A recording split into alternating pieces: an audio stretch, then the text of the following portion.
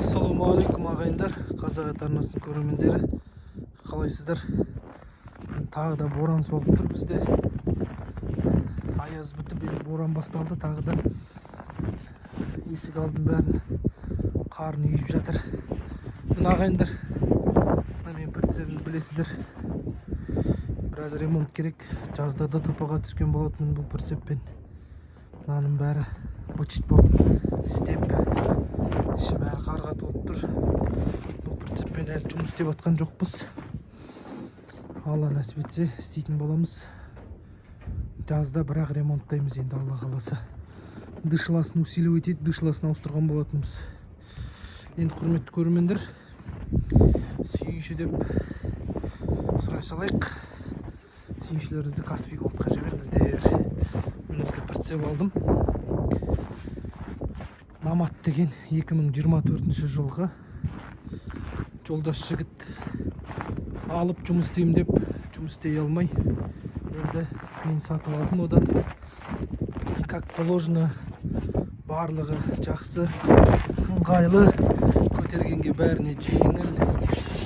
Астында рессор, стойкалары бар, грузоподъемность максимальный 450 килограмм. Бірақ біз қазақтар 1 тонна көтере береміз бұнымен.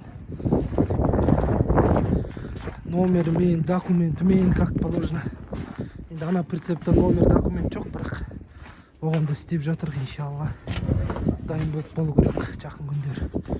Енді істеп береміз деп айтты ағайындар, көріп жатырық. Бүгін барып номерін алып келдім. Номері мені 90 АФД 09 999 дейсіз ғой, в общем. Осы енді Алла нәсіп етсе бұнымен жұмыс істеуге өте ыңғайлы ше. Ет тасуға да 3 бас ет, малдың еті сияды. В общем, рахат біраз дүние таси бересіз.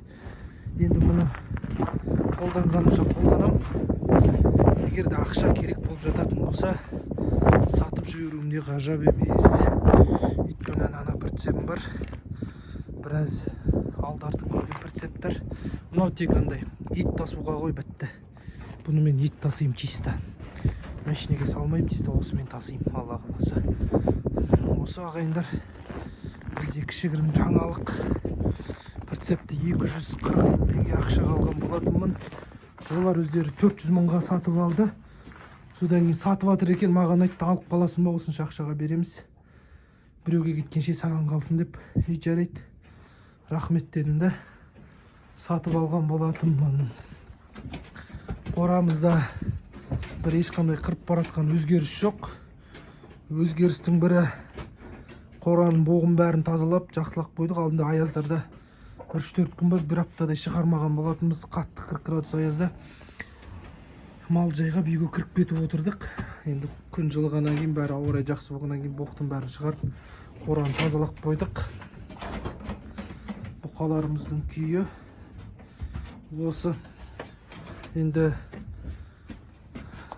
комментарияға бір-екі комментария жазылып, соларға жауап бере кетейін деп, кальций фосфатты қалай қолданған дұрыс дейді. Кальций фосфат енді ол енді қанша айтқанмен кальций құрамында химия бар, анау мынау бар деген сияқты. Бірақ ол малға ешқандай зияны жоқ. Бірақ енді өздеріңіз қарайсыздар ғой, енді ол сүйекті барын қатайтып, малдың сүйегін қатайтып, мынандай батсос бұзауларды аяғынан қалып қоймас үшін бір орында тұра бергеннен бәрін ыңғайлы жақсы қылдырады. Оны өздеріңіз қарайсыздар енді. 15 күн беруге болады, 10 күн беруге болады, 20 күн беруге болады. Бірақ перерыв болады аяғында. 15 күн берсеңіздер, бір ай перерыв, содан қайттан беруге болады. Сөйтіп бере бересіздер ғой. Енді қатты беріп жіберген тоже болмайды. Аз-аздан азын-аулақ беріп отырасыздар. Құрметті көрермендер. Енді бұқаны неге мүйізден емес, неге мойнынан байлайды екен? Неге мойнынан байлайды дейді да. Енді құрметті көрермендер, жазда менде видеода бұл тақырып болған болатын. Көрермендерге сұрақ қойдық, әртүрлі жауап берді. Сол жауапты мен сіздерге айта кетейін. Енді шыны керек, оны мен де білген жоқпын. Мен де ол туралы бірақ қызыққан жоқпын. Менің мықты білетін көрермендерім айтады, егер де дейді, бұқаның мүйізінен байласа, мынау мүйізі өскен кезде мынау жіп бұқаның қан тамырларын қысатта бұқаның семіруіне кедергі болады дейді. Ал енді бір сондай вариант. Енді оны тамырларын қатты кедергі қылмас үшін, қатты қысып қалмас үшін бұқаның мойнынан мүйізінен цеппен өткізіп байлап қоюға болады. Бірақ бұқаның ол мүйізін мойнын көтеруіне және де бос тұруына кедергі болады. Сондықтан ол кедергі болмас үшін бұқа мойнын осылай максимально көтеріп тұрып, өзіне ыңғайлы болу үшін мойнынан цеппен байлап қойған дұрыс. Бірақ ағайындар, мойнынан цеппен байлағаннан кейін бордақы бұқа ол бір ай тұрып өспей тұрады да, екінші, үшінші айларда тез өскеннен кейін мойны жалпаяды. Мойны жалпайғаннан кейін цепті тек қарап отырыңыздар. Өйткені бұқаның мойнын қиық балады да, мынау жүндерді, түктерді көріп тұрсыздар ма? Осы түктер өсіп тұрғаннан кейін көрдіңіздер ма? Шынжыр байқалмай қалады. Шынжыр бұқаның мойнына кіріп кетеді. Содан кейін цепті, шынжырды әрдайым қарап отырып, осылай кең босатып ұстап қоясыздар. Ең бастысы екінші, үшінші айларда қарап отырсаңыздар болды. Мойын өзі өскенше қарап отырасыздар, мойын одан кейін қатты өсе қоймайды. Денесіне, артына, алдына береді. Мойын бір өсіп алғаннан кейін осылай кеңейтіп қойсаңыздар болды. Мына бұқаның цебі, мына бұқаның шынжыры енді бордақы тұрғанша смело жетеді. Содан кейін ағайындар, тағы да бұқаны байлау жөнінде осылай істеп қойдым мен енді. Мынандай шынжырды көрдіңіздер ме? Осындай шынжырды байлап әкеп, мынандай вертушкалар болады, айналып тұратын. Міне көрдіңіздер ме? Айналып тұрады, қалай айналдырсаңыздар да. Бұл өйткені бұқа цебі айналып, бұқаның цебі былай жиналып қалады, ана вертушка болмаса. Одан кейін оны босатып қайттан байлау керек болады. Бұқаның мойнына ауыр болмас үшін және де қиып тастамас үшін негізі арқан да қиып тастайды. Бірақ бұл арқан өте жақсы негізі. Регулировка жасауға бәріне жақсы болады. Өйстіп ұзартып кесіп аласыздар да, міне бұқаның мойнына өйстіп байлап қоясыздар. Қалай бордақыға тұрады, осылай байласаңыздар, бұқаның мойны да жақсы болады, бұқаның мойнына да жеңіл, өзін бір ауызбен айтқан кезде ыңғайлы, жақсы сезініп тұрады. Міне байқасаңыздар, менің бұқаларымның барлығы солай байланып тұр. Цеп, сосын вертушка, сосын мойнынан жіп. Барлық бұқаларда солай. Негізі алдында каналымда айтып кеткен болатынмын, жаңағындай кішкентай вертушка емес, мынандай үлкен вертушка алсаңыздар жақсы. Бұл 3 жасар, 4 жасар бұқаларға арналған, үзуі өте қиын. Содан кейін жай арқан емес, мынандай міне жалпақ осындай болады, ыңғайлы ше. Бұқаның мойнында қимайды, жақсы болып тұрады. Осындай алсаңыздар, нұр үстіне нұр, өте жақсы болады. Міне барлық бұқаларда осылай байланған, өте ыңғайлы, өзіме ұнады. Өзіме осылай ұнады. Осылай енді. Тағы да айтып кететін жағдай, мына пеноплекстарды қойдым ғой. Бұл пеноплекстар қанша айтқанмен профлиспен еткеннен кейін тамшылайды екен. Тамшы сәл-пәл өтеді екен. Бірақ енді жылы ұстап тұруы өте тамаша. Жылы ұстап тұруы өте тамаша екен. Маған ұнады. Бұқаның негізі көтендерін қырқыған болатынмын. Көтендерін қырқып тастаған болатын, бірақ көрдіңіздер ме міне? Бұқа тышады, соған жатады.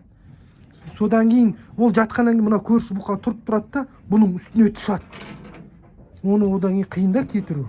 Бұл бұқалар андай нетіп тұрған жоқ ше, көтендерін әрі-бері жылжытып тұрған жоқ, қимылдатып тұрған жоқ. Сол, міне барлық бұқалар байқасаңыздар сондай. Мынаны несімен көтенімен, несімен құйрығымен алып келген жоқ. Бірінің үстіне бірі тышады да бұлар. Тышады. Негізі бұқаны бордақыға қойғаннан кейін келесі жылы бір астаудың бойы, негізі бұқаның арасы үлкен бұқаларға қора салғаннан кейін шарты бұлайынан 1 метр болу керек қой. Астаудың, бұқан арасы емес, астаудың жалпақтығы 1 метр болса, соны 1 метрмен бұлайынан қиып аласыздар да, бұқаны не әрі емес, не бері емес, тек өз астауынан жейтіндей қып, темірмен сваркалап, әдемілеп қойып қою керек. Солай, міне практика ретінде солай алып жатырық. Келесі жылы Алла қаласа қора салатын болсақ, солай салып реттейтін боламыз. Міне бұқалар байқасаңыздар, көбісінің үсті бұқ, солай істейді. Бірінің үстіне бірі тышады. Міне мына бұқаның үстіне қатты тыша қоймайды, бірақ мына көрші бұқа үстіне тышық қояды. Қазір ар жақтағы бұқаларды көрсетем. Міне мына бұқаға да солай. Жатқаннан кейін тышады. Бұл бұқалар былайынан жатпайды ғой. сиырларды қарасаңыздар, обычный сиырлар кәдімгі 4 аяғын бүгіп жатады ғой. Бұлар жатқан кезде бір жақ жанға жатады да 4 аяғын бұлай созып жатады ғой. Содан кейін екі санға кезек-кезек жатқаннан кейін боқ-боқ болады. Боғын қырып отырамыз, тазалап отырамыз. Шама келгенше күн жылуларда, кейде күн суық болғаннан кейін қырмай қаламыз. Міне көрші бұқада байқасаңыздар боқ жоқ. Өйткені бұның қасында көрші бұқа жоқ. Бұның саны ғана боқ. Шама келгенше тазалап отыру керек. Дұрыс айтасыздар. Тазалап отыру керек. Енді тазалап отыруға тырысам әрдайым. Кейде күн суыққа байланысты, қысқа ауа райына байланысты тазалап үлгермей жататын кездер болады. Енді оған айып етпеңіздер, ағайындар. Енді құрметті көрермендер, тағы бір айтып кететін жағдай, енді мен өзіме сабақ ретінде алдым. Келесі жылы қора салатын болсам, мен өзіме байқадым.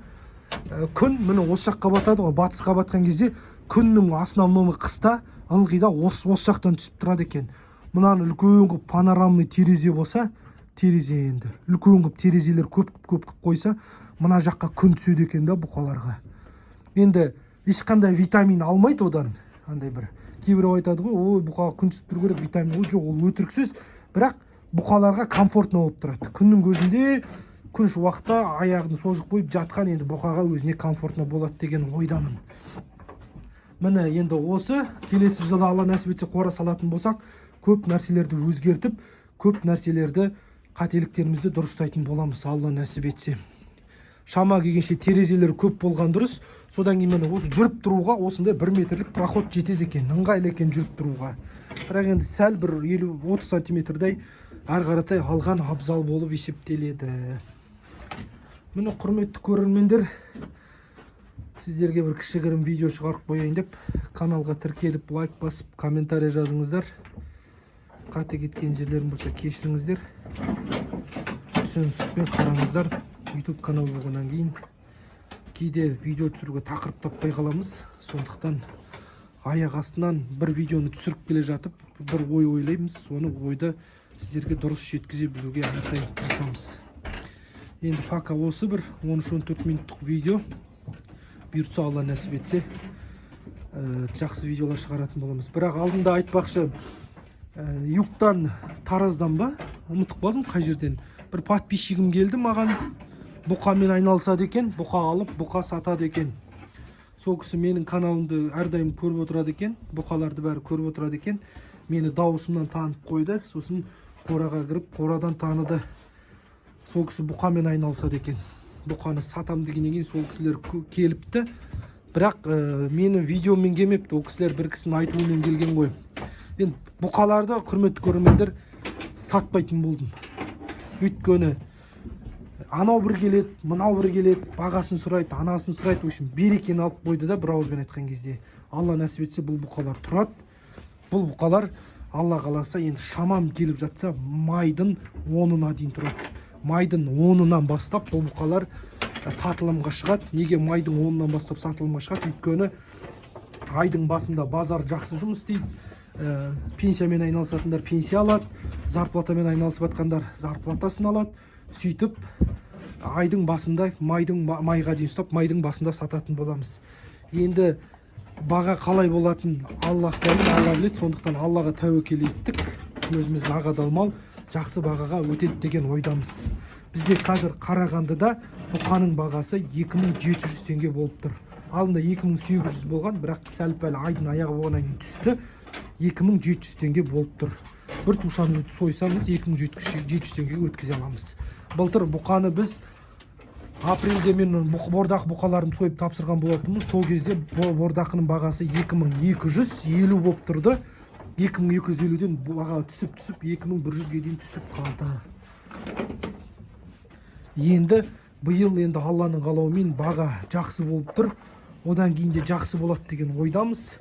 Бірақ өкінішке орай патсос бұзаулардың, бұқалардың, палтарашкалардың бағалары қымбаттап, бордақыға келесі жылы бұқа ала аламыз ба, ала алмаймыз ба деген уайым бізді мазалатады. Бірақ уайымдамаймыз, мазасызданбаймыз. Өйткені әр Аллаға тәуекел етіп басталған іс түбінде бір жақсылыққа апарады. Сондықтан сондай бір уайым мазалайды да, сол уайымды осы сөзді айту арқылы жеңіп, ниет етіп тәуекел етіп келесі жылға дайындалып жатық. Алла қаласа бұқаларымыз жақсы салмақ берсін. Дұға жасап қойыңыздар, құрметті көрермендер. Баршаларыңыздан Алла разы болсын. Келесі видеода кездескенше күн жақсы болсын, аман сау болайық. Рамазан айына 4 көз түгел жетіп 30 күн оразаны толық ұстап шығуымызды Алла нәсіп етсін. Ассалаумағалейкум.